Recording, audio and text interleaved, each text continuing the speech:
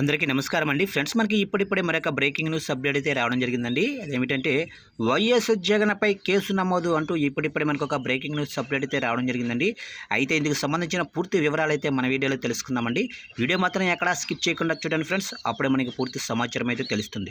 ఇక లేట్ చేయకుండా వివరాల్లోకి వెళ్ళిపోదాము. ఇక లడ్డూ తయారీలో జరిగిన అవకతవకలపై ఏపీ మాజీ సీఎం వైసీపీ నేత జగన్పై హైదరాబాద్లో కేసు నమోదయ్యింది. హైకోర్టు న్యాయవాది కె కరుణాసాగర్ ఇచ్చిన ఫిర్యాదు మేరకు సైబరాబాద్ పోలీసులు కేసు నమోదు చేశారు. తిరుమల లడ్డూ ప్రసాదం తయారీలో ఉపయోగించే నెయ్యిలో జంతువుల కొవ్వు వినియోగించినట్లు ల్యాబ్ టెస్ట్ రిపోర్టుల్లో నిర్ధారణ అయిన విషయం తెలిసిందే. ఇక దీనిపై కలత చెందిన కరుణాసాగర్ మాజీ సీఎం జగన్పై సైదాబాద్ పోలీస్ స్టేషన్లో ఫిర్యాదు చేశారు. అలాగే గత ప్రభుత్వం హయాంలోనే టీటీడీ చైర్మన్తో సహా పాలక మండలి సభ్యుల పేర్లను కూడా ఫిర్యాదులో పేర్కొన్నారు.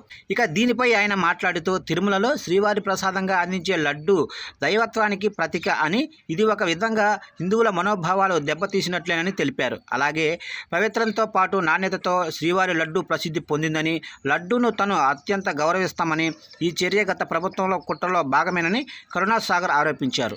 ఇక తిరుమల లడ్డు కల్తీ వ్యవహారం వైసీపీ అధినేత జగన్ మెడకు చుట్టుకుంది.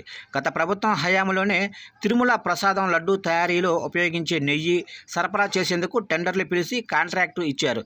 దీంతో ఈ అంశంలో జగన్పై తీవ్ర విమర్శలు వెల్లువెత్తుతున్నాయి. ప్రసాదం తయారీలో కూడా అవినీతికి పాల్పడటమేంటని అధికార పక్ష నేతలు మండిపడుతుండగా, మరోవైపు కలియుగ దైవంగా కొలిచే శ్రీవారిని అప్రతిష్ట పాలు చేశారని ప్రజలు ఆగ్రహం వ్యక్తం చేస్తున్నారు. ఇక ఈ అంశంపై ఇప్పటికే సుప్రీంకోర్టులో ప్రజా ప్రయోజన వాద్యం దాఖలు కాగా, ఇప్పుడు ఏకంగా జగన్ పైనే కేసు నమోదు కావటం ఆయనను చిక్కుల్లో పడేసినట్లయింది. ఇక ఈ వ్యవహారంలో ఎవరెవరి ప్రమేయం ఉందో వారిని అరెస్టు చేసి కఠిన చర్యలు తీసుకుంటామని ఏపీలోని కూటమి ప్రభుత్వం ప్రకటించింది.